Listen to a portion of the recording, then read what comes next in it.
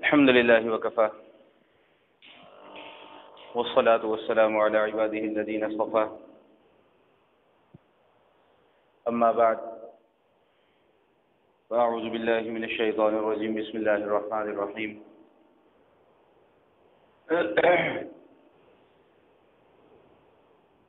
سبحان الذي أسرى بعبده ليلا من المسجد الحرام إلى المسجد الأقصى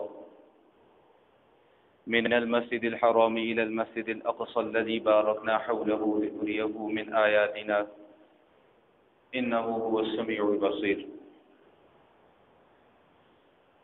اللهم صل على سيدنا ومولانا محمد وعلى آل سيدنا ومولانا محمد وبارك وسلم وصل عليه رب اشرح لي صدري ويسر لي أمري واحلل عقدة من لساني يفقهوا قولي اللهم أرنا الحق حقا وارزقنا اتباعه وأرنا الباطل باطلا وارزقنا اجتنابه اللهم ألهمنا رشدنا وأعذنا من شرور أنفسنا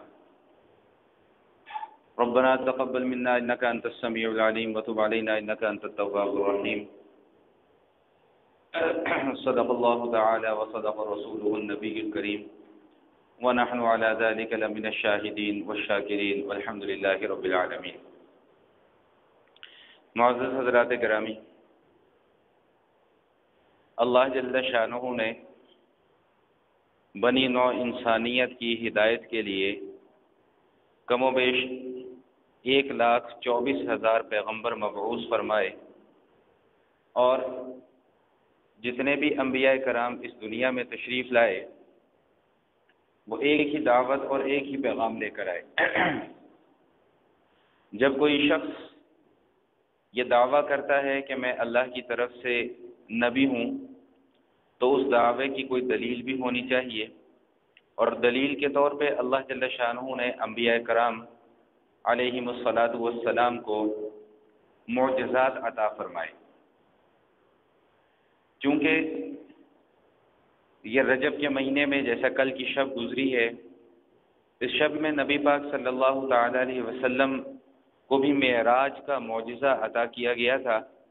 اسی مناسبت سے آج کی نشست میں انشاءاللہ آقا علیہ الصلاۃ والسلام کے چند معجزات ایمان کو تازہ کرنے کے لیے آپ حضرات کی خدمت میں عرض کروں گا.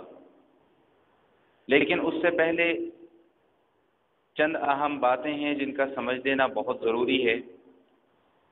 سب سے پہلی بات تو یہ سمجھنے کی ہے کہ معجزہ کسے کہتے ہیں. اللہ تعالیٰ کے جو بھیجے ہوئے انبیاء کرام ہیں، ان انبیاء کرام کے ہاتھوں کوئی ایسا عمل واقع ہو جائے جو عام حالات کے مطابق نہ ہو، اور بظاہر اس میں کوئی اسباب بھی اس واقعے کے موجود نہ ہوں، تو ایسے عمل کو معجزہ کہا جاتا ہے. یعنی کوئی بھی ایسا عمل کہ جو عام حالات کے مطابق نہیں ہے، ہماری عقل کے مطابق نہیں ہے، اور جو عمل واقع ہو رہا ہے، جو واقعہ وقوع پذیر ہو رہا ہے، اس واقعے کے ہونے میں بظاہر کوئی سبب، کوئی علت، کوئی وجہ بھی نظر نہیں آتی، تو ایسے عمل کو نبی کے ہاتھوں سے صادر ہونے والے ایسے عمل کو معجزہ کہا جاتا ہے.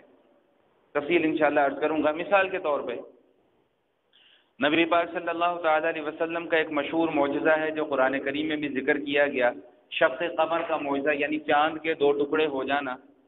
اب انگلی کا اشارہ کرنا اور چاند کے 2 ٹکڑے ہو جانا، بظاہر یہ بات نہ عقل انسانی میں آتی ہے، نہ انگلی کے اشارے کو چاند کے 2 ٹکڑوں کے کرنے سے کوئی تعلق ہے. ساری کی ساری دنیا کے انسان مل کر اکٹھے ہو جائیں اور چاند کی طرف اشارہ کرنا شروع کر دیں تو کیا چاند 2 ٹکڑے ہو جائے گا؟ ہرگز نہیں ہو سکتا. تو یہ اب جو واقعہ ہوا، اس میں ظاہری سبب بھی کوئی نہیں ہے کہ انگلی کے اشارے سے چاند کے 2 ٹکڑے ہوتے ہی نہیں ہیں، نہ ہو سکتے ہیں. تو ایسا عمل سرزد ہو گیا نبی کے ہاتھوں. ایسے عمل کو یا ایسے واقعے کو معجزہ کہا جاتا ہے. دوسری اہم ترین بات جو سمجھنے کی ہے وہ یہ کہ یہ معجزہ براہ راست اللہ جل شانہ کا فعل ہوتا ہے. نبی کا معجزے کے واقع کرنے میں کوئی اپنا اختیار نہیں ہوتا، یہ براہ راست اللہ جل شانہ کا فعل ہوتا ہے. اور جب اللہ جل شانہ چاہیں، جب اللہ کا ارادہ ہو، جب اللہ کی مشیت ہو، تب معجزہ وقوع پذیر ہوتا ہے، اور جب اللہ کی مشیت نہ ہو تو معجزہ وقوع پذیر نہیں ہوتا۔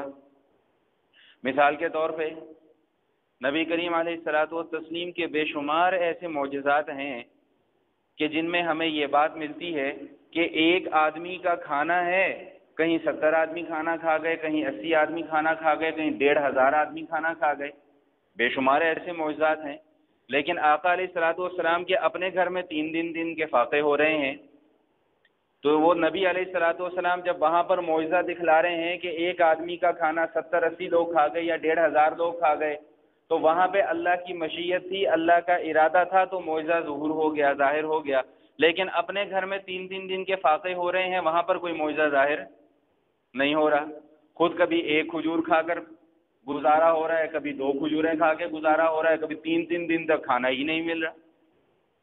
نبی کریم علیہ الصلاۃ والتسلیم ایک مرتبہ ملکہ جنت سیدہ فاطمہ الزہرا رضی اللہ تعالی عنہا کے گھر تشریف لے گئے، تو دروازے پر دستک دی اور اندر آنے کی اجازت طلب کی۔ اجازت اس لیے طلب کی کہ ساتھ ایک اور صحابی بھی تھے، سیدنا عمران رضی اللہ تعالی عنہ۔ تو نبی علیہ الصلاۃ والسلام نے سیدہ فاطمہ رضی اللہ تعالی عنہ کو فرمایا کہ بھئی میرے ساتھ عمران بھی ہیں، اندر آنے کی اجازت ہے۔ تو بی بی فاطمہ رضی اللہ تعالی عنہ نے عرض کیا کہ ابا حضور، میرے تن کو ڈھانپنے کے لیے میرے پاس چادر کوئی نہیں ہے، پردہ کرنے کے لیے چادر کوئی نہیں ہے۔ تو آقا علیہ الصلاۃ والسلام نے اپنی چادر مبارک اندر بھیجی کہ آپ اس سے پردہ کر لیں۔ جب پردہ کر لیا تو پھر نبی علیہ الصلاۃ والسلام حضرت عمران رضی اللہ تعالیٰ عنہ کو لے کر اندر تشریف لے گئے۔ اب جب اندر تشریف لے گئے تو بیٹی ہیں، جذبات ابھر آئے، باپ کے گلے لگ گئیں، رونا شروع کر دیا کہ ابا حضور کئی دن ہو گئے، 3 دن ہو گئے، کھانے کو کچھ نہیں ملا، ایک نوالا کھانے کو موجود نہیں ہے۔ تو آقا علیہ الصلاۃ والسلام نے ارشاد فرمایا کہ بیٹی ادھر تیرے باپ کا بھی یہی حال ہے، 3 دن ہو گئے کھانے کو کچھ نہیں ملا۔ کئی دن ایسے گزر جاتے تھے آقا علیہ الصلاۃ والسلام کے۔ تو اگر وہ معجزہ وہاں پر ظاہر ہو سکتا ہے تو یہاں پر کیوں نہیں ہو سکتا؟ اس لیے کہ یہاں پر اللہ کی مشیت اور اللہ کا ارادہ نہیں ہے۔ واقعہ سمجھ میں آ رہا ہے؟ بات سمجھ میں آ رہی ہے؟ نبی علیہ الصلاۃ والسلام مدینہ منورہ میں تشریف فرما ہے، ایک صحابہ کی جماعت کو کسی غزوے پر روانہ کیا ہوا ہے۔ مدینہ میں بیٹھ کر نبی علیہ الصلاۃ والسلام ارشاد فرماتے ہیں کہ بھئی حضرت جعفر رضی اللہ تعالیٰ عنہ شہید ہو گئے، عبداللہ بن رواحہ شہید ہو گئے، ایک اور صحابی کا نام لیا وہ شہید ہو گئے۔ لیکن صلح حدیبیہ کے موقع پر مکہ سے چند میل کا فاصلہ ہے، لیکن مکہ میں حضرت عثمان رضی اللہ تعالیٰ عنہ کے شہید ہونے کی اطلاع نہیں ملتی۔ وہاں سے خبر آ گئی کہ حضرت عثمان رضی اللہ تعالیٰ عنہ کو شہید کر دیا گیا، لیکن حقیقت میں وہ شہید نہیں ہوئے تھے۔ تو وہاں پر معجزہ ظاہر کروانا مقصود تھا، اللہ کا ارادہ تھا، اللہ کی مشیت تھی، اس لیے معجزہ ظاہر ہو گیا۔ یہاں پر اللہ کی مشیت اور اللہ کا ارادہ نہیں تھا، اس لیے معجزہ ظاہر نہیں ہوا۔ تو یہ بات اچھے طریقے سے ذہن نشین کر لیجئے گا کہ نبی کا معجزہ ہو یا ولی کی کرامت ہو، کوئی بھی ایسا عمل کسی نیک بندے کے ہاتھوں صادر ہو جائے جو بظاہر ناممکن نظر آتا ہو، کسی نیک بندے کے ہاتھوں ہو جائے تو اس کو کرامت کہا جاتا ہے، نبی کے ہاتھوں ہو جائے تو اسے معجزہ کہا جاتا ہے۔ اور کسی فراڈ سے، دھوکے باز سے ایسا عمل کوئی صادر ہو جائے تو وہ کرامت یا معجزہ نہیں ہوتا، بلکہ وہ جادو یا استدراج ہوتا ہے۔ غالباً امام راضی رحمۃ اللہ تعالی علیہ یا امام غزالی رحمۃ اللہ تعالی علیہ وہ فرماتے ہیں کہ ولایت کے اندر کشف اور کرامات مقصود نہیں ہے۔ اگر کسی کو ہوا میں بھی اڑتے ہوئے دیکھو تو اس سے دھوکہ نہ کھا لینا کہ بڑا کمال کر رہا ہے، نہیں، فرمایا کہ اصل مقصود ہے شریعت کے اوپر عمل کرنا۔ شریعت کے اوپر جو شخص عمل کر رہا ہے، اگر اس کے ہاتھوں کوئی کرامت ظاہر نہیں بھی ہوتی وہ پھر بھی اللہ کا ولی ہے، اور اگر کوئی شریعت کے اوپر عمل نہیں کر رہا، وہ ہزاروں کرامتیں ظاہر کر کے دکھا دیتا ہے، تو وہ اللہ کا ولی نہیں ہو سکتا۔ بات سمجھ میں آ رہی کہ نہیں آ رہی؟ حضرت جنید بغدادی رحمۃ اللہ تعالی علیہ کے پاس ایک شخص آیا، انہوں نے کہا جی مجھے اپنا مرید کر لیں۔ انہوں نے کہا چلا کاٹنا پڑے گا، 40 دن میرے پاس روکو۔ 40 دن رکا، 40 دن کے بعد جانے لگا کہ حضرت مجھے اجازت ہے، میں تو چلتا ہوں۔ انہوں نے کہا کیوں بھائی، کیا تم کامل ہو گئے ہو کیا؟ انہوں نے کہا جی اتنے دن آپ کے پاس رہا ہوں، کوئی کرامت ہی نہیں نظر آئی، وہ کرامت نظر آتی تو آپ کے پاس ٹھہرتا۔ تو جنید بغدادی رحمۃ اللہ تعالیٰ نے فرمایا کہ بھائی ان 40 دنوں میں مجھ سے کوئی ایسا عمل دیکھا جو میرے آقا علیہ الصلوۃ والسلام کی سنت کے خلاف ہو؟ انہوں نے کہا جی نہیں۔ فرمایا اس سے بڑی کرامت اور کیا ہو سکتی ہے؟ ضروری نہیں کہ جب تک کوئی بندہ ہوا میں اڑ کے نہ دکھا دے اس وقت تک وہ اللہ کا ولی نہیں ہو سکتا، نہیں، اصل مقصود جو ہے وہ شریعت کے اوپر عمل کرنا ہے۔ غزوہ بدر میں نبی علیہ الصلوۃ والسلام ایک مشت اٹھاتے ہیں خاک کی اور دشمنوں کی طرف پھینک دیتے ہیں، تو وہ کوئی کافر ایسا نہیں تھا کہ جس کی آنکھوں میں وہ مٹی نہ گئی ہو، تو اس فعل کو اللہ تعالیٰ قرآن کریم میں اپنی طرف نسبت فرماتے ہیں، وما رمیت اذ رمیت ولکن اللہ رمی، کہ وہ جو مٹھی بھر خاک اٹھا کر آپ نے کافروں کی طرف پھینکی ہے وہ دراصل پھینکی تو آپ نے ہے، لیکن کافروں کی آنکھوں میں پہنچانے والا اللہ ہے، آپ ان کی آنکھوں میں پہنچانے والے نہیں ہیں۔ غزوہ احد میں بظاہر مسلمانوں کو کچھ شکست کا سامنا کرنا پڑ گیا، تو اگر وہاں پر بھی یہی مقصود ہوتا تو نبی علیہ الصلوۃ والسلام وہاں بھی ایک مشت خاک کی اٹھاتے اور کافروں کی طرف پھینک دیتے اور مسلمانوں کو فتح ہو جاتی، لیکن وہاں پر اللہ کا ارادہ اور اللہ کی مشیت نہیں تھی، اس لیے معجزہ ظاہر نہیں ہوا۔ یہاں پر اللہ کا ارادہ اور اللہ کی مشیت تھی، اس لیے معجزہ ظاہر ہو گیا۔ ایک موقع پہ مشرکین مکہ نبی علیہ الصلوۃ والسلام کے پاس آئے اور آ کر کہنے لگے کہ جی ہم ایک شرط پر آپ پر ایمان لائیں گے۔ فرمایا بھائی کس شرط پر ایمان لاؤ گے؟ کہنے لگے کہ جی یہ جو ہمارے یہ جو گھر ہیں یہ ہمارے گھر سونے چاندی کے ہو جانے چاہیے۔ اچھا بھائی اور کچھ؟ اچھا پھر ایسا کریں اگر یہ نہیں ہو سکتا کہ یہ جو ہماری بنجر زمین پڑی ہے اس کو فوراً سبزہ اس کے اندر اگانا چاہیے۔ اچھا اگر یہ بھی نہیں ہو سکتا تو پھر ایسا کریں کہ آسمان کا کوئی ٹکڑا ہمارے اوپر آ کر گر جانا چاہیے۔ کافر تھے نا، نہیں ماننا تھا، تو نبی علیہ الصلوۃ والسلام نے ان ساری کی ساری باتوں کے جواب میں کیا بات ارشاد فرمائی؟ یہی بات ارشاد فرمائی کہ حل کنت الا بشرا رسولا، کہ میرا کام معجزے دکھلانا نہیں ہے، میں تو اللہ کا بندہ ہوں اور اللہ کی طرف سے بھیجا ہوا رسول ہوں، یعنی اس کے احکام کا پابند ہوں، جب اللہ تعالیٰ چاہیں گے تو معجزہ دکھلا دوں گا۔ اور ایک بات یاد رکھیے گا، یہ اللہ تعالیٰ کا قانون ہے کہ جب بھی کسی امت نے اپنے نبی سے فرمائشی معجزوں کا مطالبہ کیا اور اس کے باوجود وہ قوم ایمان نہیں لائی تو اللہ تعالیٰ نے اس قوم کو تباہ و برباد کر دیا۔ حضرت صالح علیہ الصلوۃ والسلام، ان کی قوم نے آ کر معجزے کا مطالبہ کیا۔ کیا مطالبہ کیا؟ انہوں نے کہا جی ہم آپ پر ایک شرط پر ایمان لائیں گے۔ کس شرط پر ایمان لائیں گے؟ انہوں نے کہا جی جو سامنے چٹان نظر آ رہی ہے نا، اس چٹان میں سے ایک اونٹنی پیدا کر کے دکھاؤ گے تو ہم تمہارے اوپر ایمان لے آئیں گے۔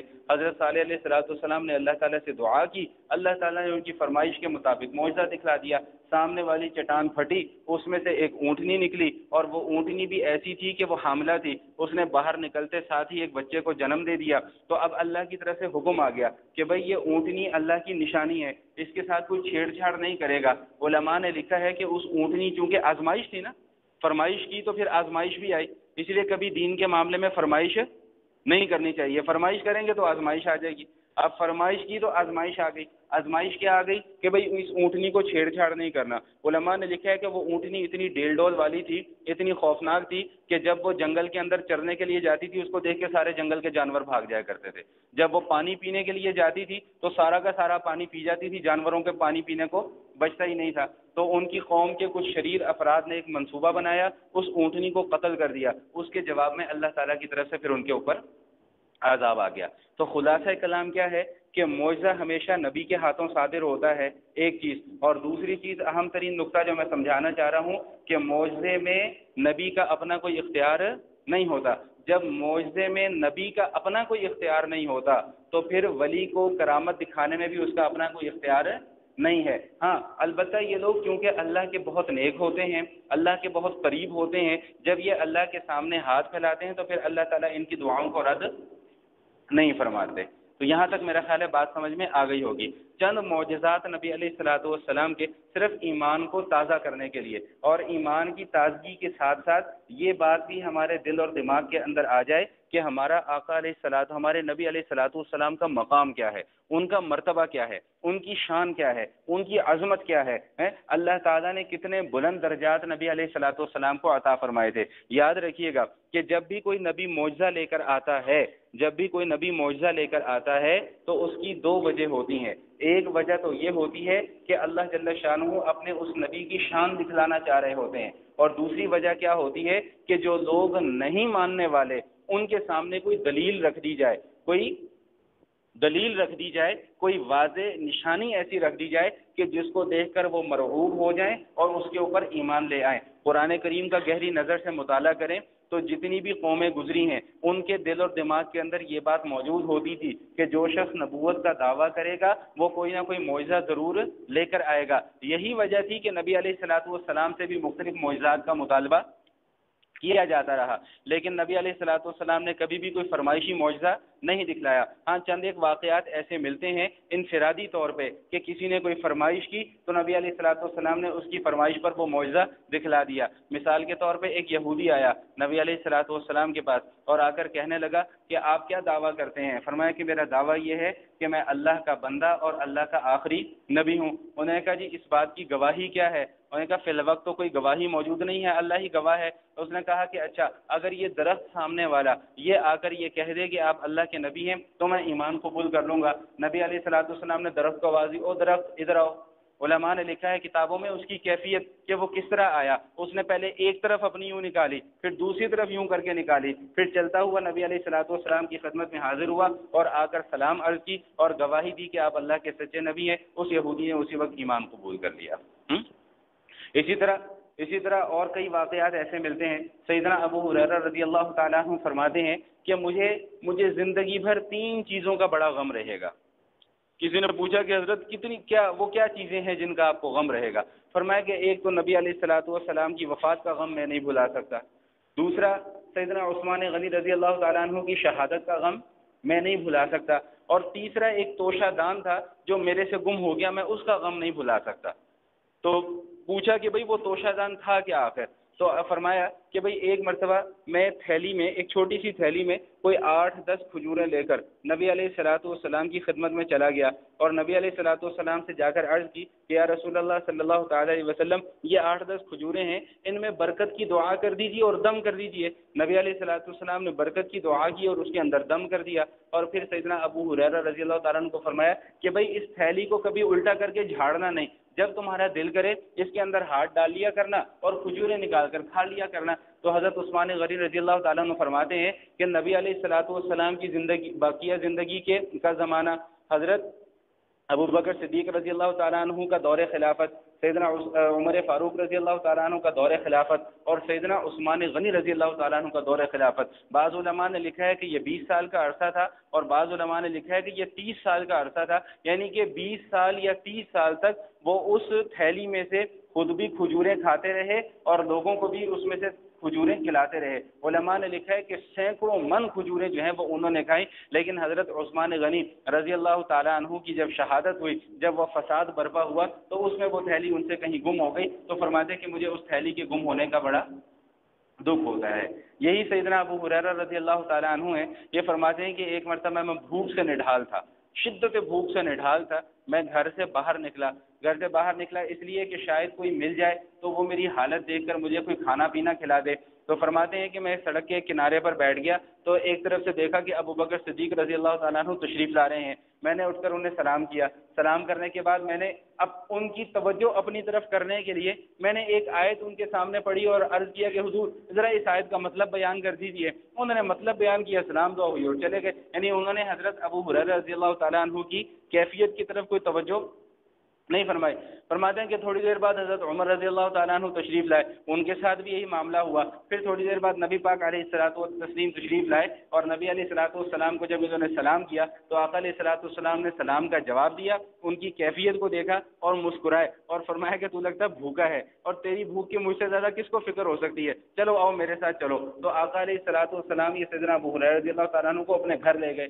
جب گھر لے گئے تو جا کر پوچھا کہ بھائی گھر میں کچھ کھانے کو ہے؟ تو جواب ملا کہ بھئی دودھ کا پیالہ ابھی کسی نے ہدیہ بھیجا ہے۔ تو نبی علیہ الصلوۃ والسلام نے وہ دودھ کا پیالہ منگوایا۔ ابھی ابو ہریرہ رضی اللہ تعالیٰ عنہ بڑے خوش ہو رہے ہیں کہ یہ سارا کا سارا دودھ اب مجھے پینے کو مل جائے گا، میرا پیٹ بھر جائے گا۔ تو آقا علیہ الصلوۃ والسلام نے حکم صادر فرمایا کہ بھئی جاؤ اصحاب صفہ کو بھی بلا لاؤ، اصحاب صفہ کو بلا لاؤ۔ یہ 70 یا 80 صحابہ کرام تھے جو بیچارے انتہائی فقیر تھے، انتہائی غریب اور مسکین تھے۔ یہ صفہ ایک چبوترا تھا، اس چبوترے پر نبی علیہ الصلوۃ والسلام نے ایک چھوٹا سا مدرسہ قائم کیا ہوا تھا، اور اس مدرسے میں یہ 70 یا 80 صحابہ کرام جو ہے ہر وقت وہاں پر ذکر اذکار میں اور تعلیم میں مصروف رہتے تھے۔ اب یہ ابو ہریرہ رضی اللہ تعالیٰ عنہ فرماتے ہیں کہ میں تو پریشان ہو گیا کہ یہ ایک پیالہ دودھ ہے اور 70-80 لوگ، اب نبی علیہ الصلوۃ والسلام کا حکم ہے، ٹالا بھی نہیں جا سکتا۔ اور کہا لو بھائی آج تو تمہیں کچھ کھانے کو ملنا نہیں۔ خیر خلاصہ کلام یہ کہ وہ 70-80 اصحاب صفہ بھی آ گئے تو نبی علیہ الصلوۃ والسلام، اب ابو ہریرہ رضی اللہ تعالیٰ عنہ سوچ رہے ہیں کہ اب سب سے پہلے مجھے ملے گا تو میں اچھے طریقے سے پی لوں گا، پھر بعد میں ان کا نمبر آئے گا۔ تو حضور علیہ الصلوۃ والسلام نے ابو ہریرہ رضی اللہ تعالیٰ عنہ کو فرمایا کہ بھائی دائیں طرف سے شروع کرو اور سب کو پلانا شروع کرو۔ نبی علیہ الصلوۃ والسلام کا حکم تھا، تعمیل کر دی۔ وہ اتنا سا دودھ کا پیالہ، وہ فرماتے ہیں کہ وہ 70-80 صحابہ کرام نے سب نے وہ دودھ کا پیالہ خوب پیٹ بھر کر دودھ پیا۔ جب سارے پورے ہو گئے تو نبی علیہ الصلوۃ والسلام نے فرمایا کہ ابو ہریرہ اب تو بچ گیا ہے اور میں بچ گیا ہوں، چل بسم اللہ پڑھ، اللہ کا نام لے اور یہ دودھ پینا شروع کر۔ ابو ہریرہ رضی اللہ تعالیٰ عنہ فرماتے ہیں کہ میں نے پیالہ منہ سے لگایا اور میں نے پینا شروع کر دیا۔ پیالہ منہ سے ہٹایا تو نبی علیہ الصلوۃ والسلام نے فرمایا کہ اور پیو۔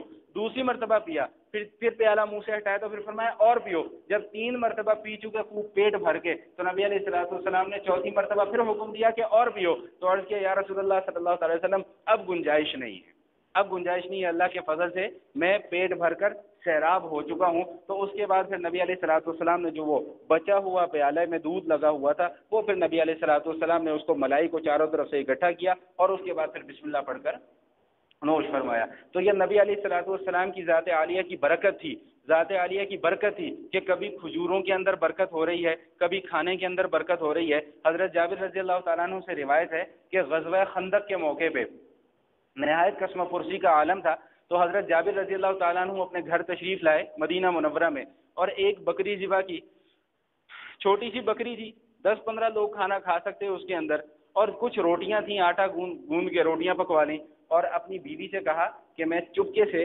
نبی علیہ الصلوۃ والسلام کو بلا لیتا ہوں، 2-4 لوگ ساتھ اور بھی آ گئے تو کوئی مسئلہ نہیں، کام چل جائے گا۔ اب یہ جب نبی علیہ الصلوۃ والسلام کے پاس پہنچے اور آ کر عرض کیا کہ حضور علیہ الصلوۃ والسلام آپ کے لیے تھوڑا سا کھانا تیار ہے تو آپ تشریف لے آئے، تو نبی علیہ الصلوۃ والسلام نے اچھا بھائی تمہاری طرف سے دعوت ہے آج ہماری؟ عرض کیا جی یا رسول اللہ آپ کی دعوت ہے، آپ کی دعوت ہے۔ تو نبی علیہ الصلوۃ والسلام نے سارے لشکر والوں کو حکم دیا آؤ بھئی آؤ، آج جابر نے ہم سب کی دعوت کی ہے، اور ادھر حضرت جابر رضی اللہ تعالیٰ عنہ کو کہا کہ اپنے گھر جا کر پیغام دے دو کہ جب تک میں نہ آؤں ہنڈیا کو چولہے پہ سے اتارنا نہیں ہے، اور ایک اور روٹی پکانے والی بلا لو۔ تو بس نبی علیہ الصلوۃ والسلام تشریف لائے اور وہ 1400 یا 1500 صحابہ کرام بھی تشریف لائے، تو وہ ایک چھوٹی سی جو بکری تھی، وہ چھوٹی سی بکری 1400 یا 1500 صحابہ کرام رضوان اللہ تعالی علیہم اجمعین نے پیٹ بھر کر خوب سیر ہو کر کھائی۔ ایک مرتبہ ایک یہودیہ عورت نے نبی علیہ الصلوۃ والسلام کے لیے جو کھانا رکھا اس گوشت کے اندر زہر ملا دیا، تو نبی علیہ الصلوۃ والسلام جب وہ کھانا نوش فرمانے لگے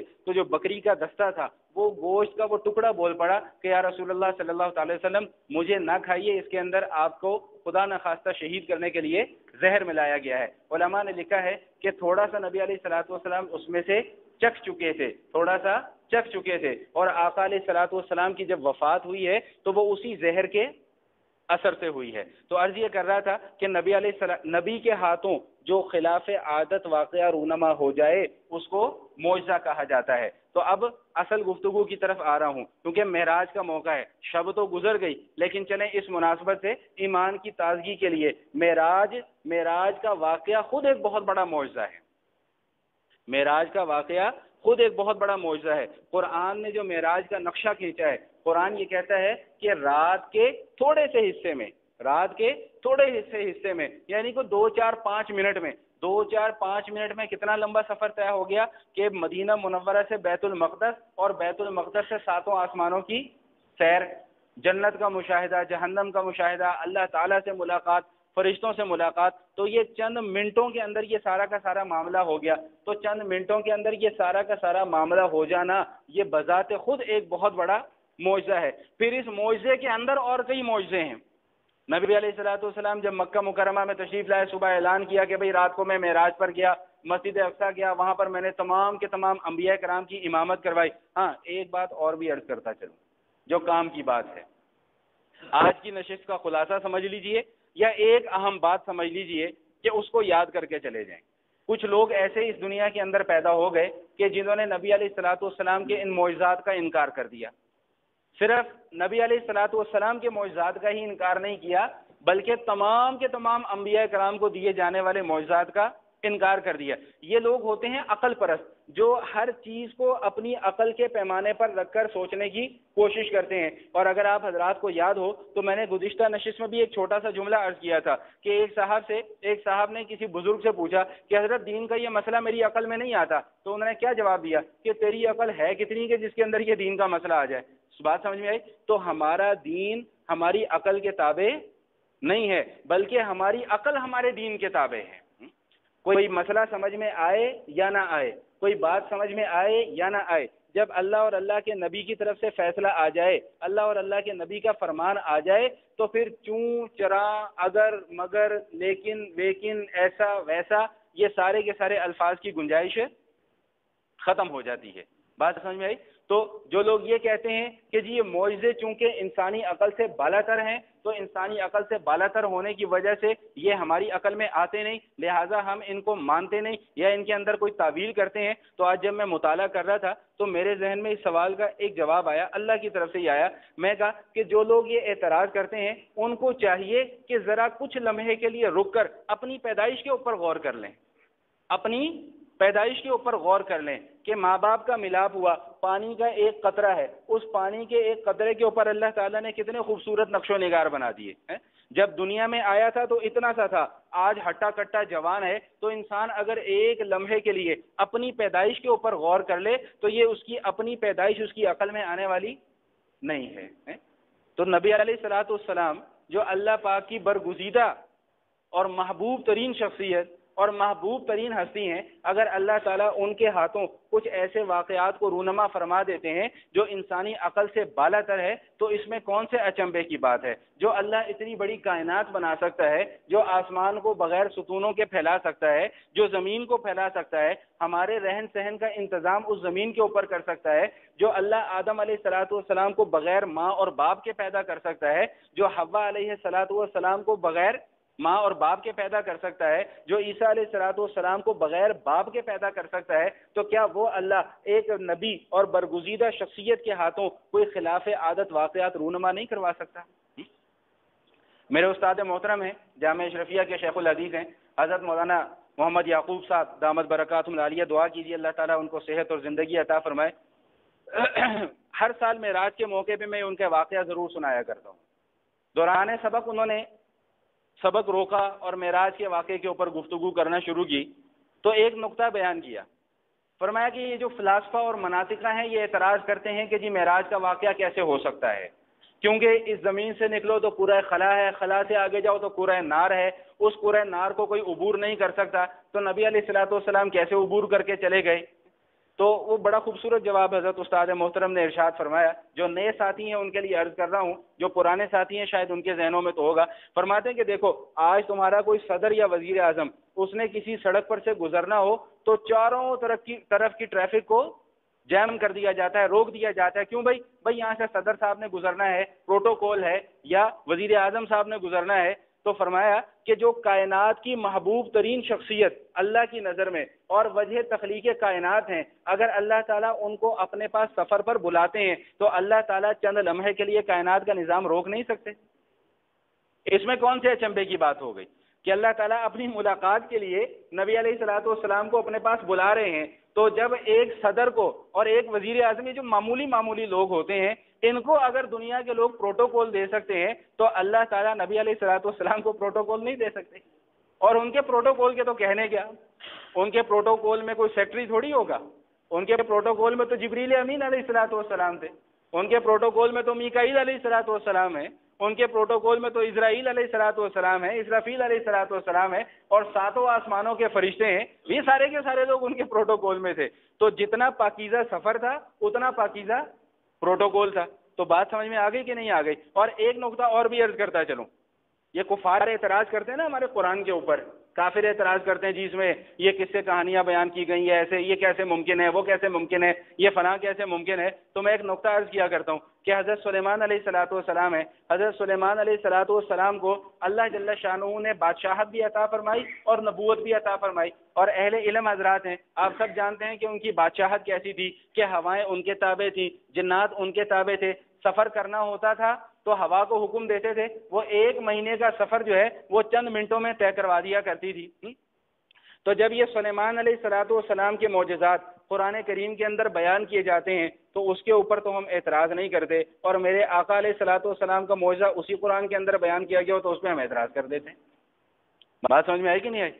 عیسیٰ علیہ الصلوۃ والسلام کو اللہ پاک نے معجزات عطا فرمائے تھے، مردے کو زندہ کر دیا کرتے تھے، کوڑی کے اوپر ہاتھ پھیرتے تھے وہ ٹھیک ہو جاتا تھا، کوئی مادرزاد نابینا ہوتا تھا اس کی آنکھوں پر ہاتھ پھیرتے تھے تو وہ ٹھیک ہو جاتا تھا۔ عیسیٰ علیہ الصلوۃ والسلام کے معجزات قرآن میں ذکر کیے گئے، اس کے اوپر تو اعتراض نہیں۔ میرے آقا علیہ الصلوۃ والسلام کا معجزہ قرآن میں آ گیا تو اس کے اوپر اعتراض کیوں؟ بات سمجھ میں آ رہی کہ نہیں آ رہی؟ یہ دو تین نقطے کی اہم باتیں بیان کر رہا ہوں، یہ آپ کو کتابوں میں لکھی ہوئی نہیں ملیں گی، یہ باتیں انشاءاللہ یہ آپ کو باتیں کتابوں میں لکھی ہوئی نہیں ملیں گی، بس یہ بزرگ اساتذہ کرام کی صحبت کا نتیجہ ہے کہ ان سے جو کچھ سیکھا وہ آپ کے سامنے بیان کر رہا ہوں۔ حضرت سفینہ رضی اللہ تعالیٰ عنہ نبی علیہ الصلوۃ والسلام کے بڑے پیارے صحابی ہیں، فرماتے ہیں کہ میں ایک مرتبہ سفر میں تھا تو کشتی میں سفر کر رہا تھا، طوفان آ گیا، کشتی غرق ہو گئی طوفان میں بچ گیا، اور ایک کشتی کا تختہ میرے ہاتھ پر لگ گیا، تو وہ کشتی کے تختے کے اوپر میں سوار ہو گیا، تو جب مجھے دریا کی لہروں نے کسی کنارے پر لگایا تو وہ آگے سامنے جنگل تھا، اب وہ جنگل بھی درندوں سے بھرا ہوا ہے، تو فرمایا کہ جب میں جنگل کے اندر داخل ہوا تو سامنے دیکھا کہ ایک شیر، اور شیر کے تیور یہ بتا رہے کہ یہ اب میرے اوپر حملہ کرے گا۔ جب وہ میرے قریب آیا تو سیدنا سفینہ رضی اللہ تعالیٰ عنہ فرماتے ہیں کہ میں نے اس شیر کو روکا اور ٹوکا، میں نے اس کو کہا کہ میں عام آدمی نہیں ہوں، میں رسول اللہ صلی اللہ تعالیٰ علیہ وسلم کا غلام ہوں۔